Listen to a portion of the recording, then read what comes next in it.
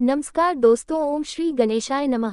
हरे कृष्णा। आप सभी का दिन शुभ और मंगलमय हो। कान्हा जी की कृपा सदा आप सभी पर बनी रहे। आज के अध्याय का शुभारंभ करेंगे पंचभीख व्रत की कथा के साथ। वैसे तो कार्तिक मास के सभी दिनों में उपवास रखा जाता है, एक समय भोजन किया जाता है जिसे तारा भोजन कहते हैं। पूरे महीने में यदि आप सभी नियमों का पालन ना कर पाएं, या जो लोग ऐसे हैं जो कार्तिक मास के नियमों का पालन नहीं कर पाते हो, कार्तिक स्नान ना कर पाते हो, तारा भोजन नहीं कर पाते हो, क्योंकि कार्तिक के महीने में बहुत सारी वस्तुएं ऐसी होती हैं जिनका त्याग किया जाता है पूरे महीने में। अगर आप इन वस्तुओं का त्याग न कर पाएं तो आपको कार्तिक मास समाप्त होने के अंतिम 5 दिन यानी कि देव उठान एकादशी से लेकर कार्तिक पूर्णिमा के दिन तक आपको कार्तिक मास के नियमों का पालन करना चाहिए। ऐसा करने से भी पूरे महीने में किए गए व्रत, उपवास और सभी नियमों के पालन का पुण्य प्राप्त हो जाता है। और इन 5 दिनों के व्रतों को कहा जाता है भीष्म पंचक व्रत, जिसके बारे में आप हमारे चैनल पर अगली वीडियो में जरूर देखिएगा। मैं भीष्म पंचक व्रत से जुड़ी हुई सारी जानकारी आपको और जो भी नियम है उनके बारे में बता दूंगी। हो सके तो उस वीडियो को आप हमारे चैनल पर जरूर देखिएगा। अब सुनिए भीष्म पंचक यानी पंचभीखु व्रत कथा। किसी गाँव में एक साहूकार रहता था और उसका एक बेटा और बहू भी उसके साथ ही रहते थे। साहूकार की बहू कार्तिक मास में रोज सवेरे उठकर गंगा स्नान करने के लिए जाती। सुबह जल्दी जाते से में वह किसी भी पराये पुरुष का मुंह नहीं देखती थी, यह उसका रोज का नियम था। एक राजा का बेटा भी सुबह सवेरे गंगा स्नान करने के लिए जाया करता। वह हैरान होता कि मैं इतनी जल्दी उठता हूँ स्नान करने के लिए, लेकिन कोई तो है जो मुझसे भी जल्दी उठकर स्नान कर लेता है। कार्तिक माह के 5 दिन बचे थे कि एक दिन साहूकार की बहू तो स्नान करके वापस जा रही थी और उस समय राजा का वह बेटा स्नान करने के लिए आ रहा था। आवाज सुनकर बहू जल्दी जल्दी जाने लगी, लेकिन जल्दबाजी में उसकी माला मोजड़ी वहीं छूट गई। राजा के बेटे ने उसकी माला मोजड़ी उठा ली और सोचने लगा कि जिस स्त्री की यह माला मोजड़ी इतनी सुंदर है, वह स्त्री खुद कितनी सुंदर होगी। तब उसने पूरे गांव में घोषणा करवा दी कि यह जिसकी माला मोजड़ी है वह 5 रात मेरे पास आएगी। साहूकार के बेटे की बहू ने, मैं 5 रात आऊंगी, लेकिन किसी को साख भरने बैठा देना। राजा के बेटे ने एक तोते को पिंजरे में बंद करके गंगा किनारे पेड़ पर टांग दिया। बहू सुबह के समय पहली पड़ी पर पैर रखा और बोली, हे कार्तिक के ठाकुर, राय दामोदर, पांचों पांडु, छठे नारायण, भीखम राजा, उस पापी को नींद आ जाए। राजा के बेटे को सचमुच नींद आ गई। वह नहा धोकर चलने लगी तो तोते से बोली, सुबह सु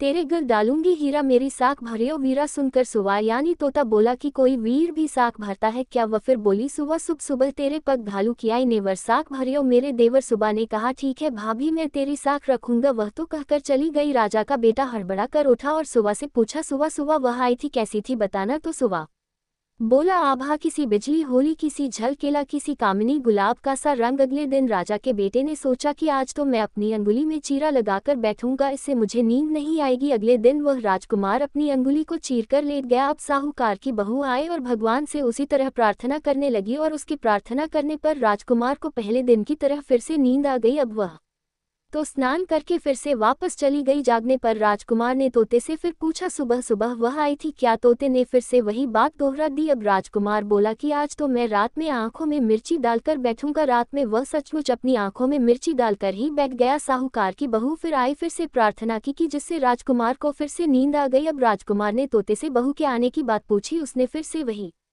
बात दोहरा दी। राजकुमार अब फिर से सोचने लगा कि आज तो मैं बिना बिस्तरे के ही बैठूंगा। रात को बिना बिस्तर के वह बैठ गया। जब बहू कार्तिक स्नान करने आई तो उसने फिर से भगवान से प्रार्थना की। राजकुमार को फिर से नींद आ गई। जब वह स्नान करके जाने लगी तो आंखें बंद करके चली गई। राजकुमार जब उठा तो वह जा चुकी थी। राजकुमार अब तो बड़ी सोच में पड़ गया और सोचने लगा कि आज तो मैं अंगीठी जलाकर बैठूंगा जिससे मुझे नींद नहीं आएगी। फिर वह रात को अंगीठी रखकर अपने पास में बैठ गया। साहूकार की बहू आए और वह फिर से भगवान से प्रार्थना करने लगी कि हे प्रभु, आपने तो 4 रातें निकाल दी, अब ये रात आखिरी बची है, इसे भी निकाल दो, मेरी लाज रख लो। भगवान ने उसकी बात रख ली और राजकुमार को 5वीं रात भी नींद आ गई। जब वे स्नान करके जाने लगी तो तोते से बोली, सुबह सुबह इस पापी को कह देना कि रातें पूरी हो चुकी है, अब वह मेरी मोतियों की माला मेरे घर भिजवा दे। सुबह राजकुमार की आंख खुली तो उसने तोते से पूछा, सुआ सुआ आज भी वह आई थी क्या? तो तोते ने कहा, हाँ वह आई थी और उसने अपनी माला मंगवाई है क्योंकि उसकी 5 रातें पूरी हो चुकी है। ये सुनकर राजकुमार सोचने लगा कि वह तो सच्ची थी, तभी तो भगवान ने भी उसका सत रखा। कुछ समय के बाद राजकुमार को कोढ़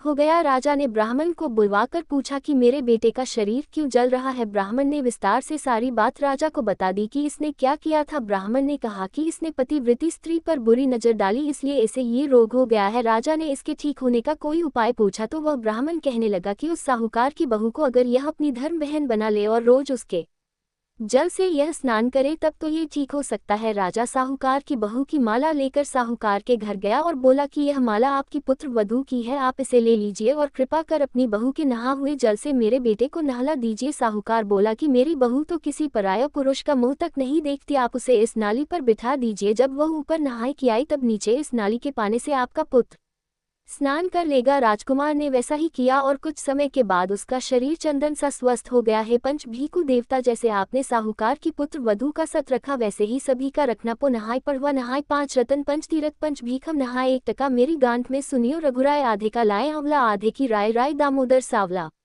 जिसने सृष्टि रचाई राजा के घर उतरी पुत्री बनाई, राजा लाया ब्याह के रानी बनाई। 4 चक्कर 4 मकर 4 दिए की लो। मैं तुझसे पूछूं श्री कृष्ण जी कब निस्तारा होए, जब आएगा कार्तिक का महीना तब निस्तारा होए। प्रेम से बोलिए कार्तिक के राय दामोदर की जय। अब सुनिए आज का कार्तिक मास महात्म। इससे पहले कार्तिक मास महात्म के 7वें अध्याय में आपने जाना कि किस प्रकार जलंधर का वध हुआ और देवताओं के कार्य की सिद्धि के लिए देवी गौरी, लक्ष्मी जी और सरस्वती जी ने देवताओं को जो 3 बीज दिए, जिन्हें बोकर जिन 3 वृक्षों की उत्पत्ति हुई। अगर आप इस बारे में जानना चाहते हैं तो इससे पहले का अध्याय आप जरूर सुनिए। देवर्षि नारद के मुख से इतनी कथा सुनने के पश्चात महाराज पृथु ने फिर से उनसे विनती की कि हे महामुनि, आपने कार्तिक मास में भगवान विष्णु की पूजा का महात्म में सुनाया। इस मास में अगर किसी अन्य देवता का पूजन या व्रत होता हो तो वह भी बताए। तब देवर्षि नारद जी बोले, नारायण नारायण। कार्तिक शुक्ल पूर्णिमा को विष्णु जी का व्रत, कार्तिक कृष्ण चतुर्थी को श्री गणेश जी और अष्टमी और अमावस्या को श्री लक्ष्मी जी का व्रत रखा जाता है। जो कुमारी कन्याएं कार्तिक मास में चतुर्थी को गणेश जी का कर चतुर्थी व्रत रखती है उन्हें सुयोग्य वर मिलता है।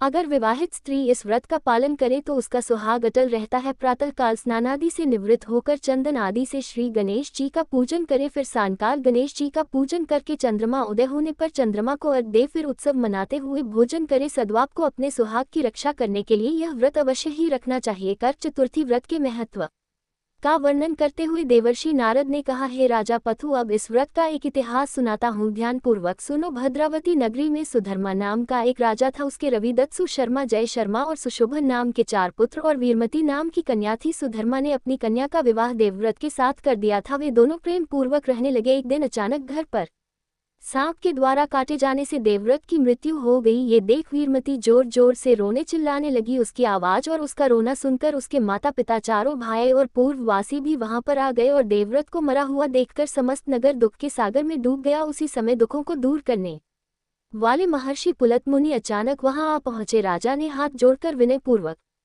उनसे पूछा, हे महात्म, किस पाप के कारण मेरी यह कन्या विधवा हुई है? पुलत से मुनि ने बताया कि कार्तिक मास के कृष्ण पक्ष की गणेश चतुर्थी का व्रत न रखने के कारण ही यह कन्या वैधव्य को प्राप्त हुई है। फिर पुलस जी ने कहा, एक समय दैत्यों के नाश का उपाय खोजने के लिए ब्रह्मा, विष्णु और महेश तथा इंद्र आदि सभी देवता एकत्रित हुए। उस समय श्री ब्रह्मा जी ने कहा कि गणेश चतुर्थी का व्रत संपूर्ण विपत्तियों का नाश करने वाला है। तब सब देवताओं ने कार्तिक कृष्ण चतुर्थी को व्रत रखा, जिससे दैत्यों पर विजय प्राप्त हुई। विजय होने के बाद समस्त देवताओं ने गणेश जी से कहा कि हे गणपति, वर मांगो। तब गणेश जी कहने लगे कि जो स्त्री कार्तिक कृष्ण चतुर्थी का व्रत करे उसका पति चिरंजीवी और जो ना करे वह विधवा हो। अतः समस्त स्त्रियों को यह व्रत अवश्य ही रखना चाहिए। हे राजन, तुम्हारी कन्या ने इस व्रत को नहीं किया था, इसी कारण यह विधवा हुई है। यदि अब भी यह इस व्रत को करे तो उसका मृत पति जीवित हो सकता है। ऐसा कहकर पुलस मुनि चले गए। तब राजा ने अपने जमाता का शरीर तेल में सुरक्षित रखवा दिया। इसके बाद जब कार्तिक मास आया तो उसकी कन्या ने विधिवत व्रत करके उद्यापन में ब्राह्मणों को दान दक्षिणा देकर उन्हें संतुष्ट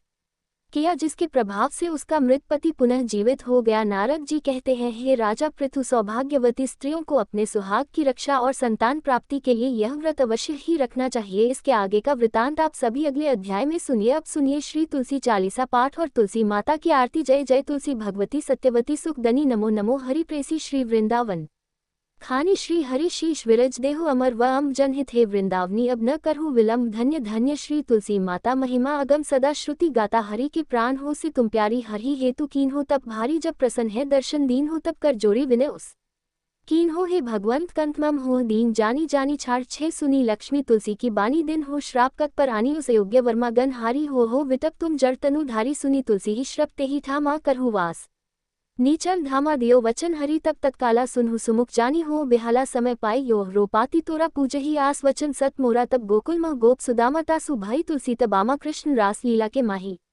धे शक्य प्रेम लखी नहीं दियो श्राप तुलसी तत्काला नर लोक ही तुम जन्मु बला योगो बल दानव राजा शंख चूर्ण नामक शिर ताजा तुलसी भता सुख नारी परम सती गुण रूपगार असदवे कल्प जब गए का तृतीय जन्म तब भय हो वृंदा नाम भयो तुलसी को असुर जलंधर नाम पति को करती द्वंद अतुल बल धामा कीन्हा शंकर से संग्रामा जब निज सैन्य सहित शिवहारे मरही न तब हर हरि पुकारे पतिव्रता वृंदा ती नारी को न सके ही संग हारी तब जलंधर ही भेष बनाई वृंदा देघ हरि पहुँचो जाय शिव हित लही करी कपट प्रसंगा कियो सतीत्व धर्म तो ही भंगा भयो जलंधर कर संग हारा सुनी और शोक उपारा क्षण दियो कपट हरि तारी लखी वृंदा दुख गिरा रियाई जलंधर जस हत्या अभीता सोई रावण तस हर ही सीता अस्प्रस्तर सम हृदय तुम्हारा धर्म अखंडी मम पति है सहारा यही कारण लही श्राप हमारा होवे तनु पाषाण तुम्हारा सुनी हरि तुरत ही वजन उचार दियो श्राप बिना विचार लक्ष्य ना निज करतूत पति को लन्हियो जब पार्वती को जन्मती तू असहो जड़ रूपा जग मैन तुलसी विटप अनुपा धगवर रूप हम शाली ग्रमा नदी गंडक बीच लला माँ जो तुलसी दल हम ही चढ़ी है सब सुख भोग परम पद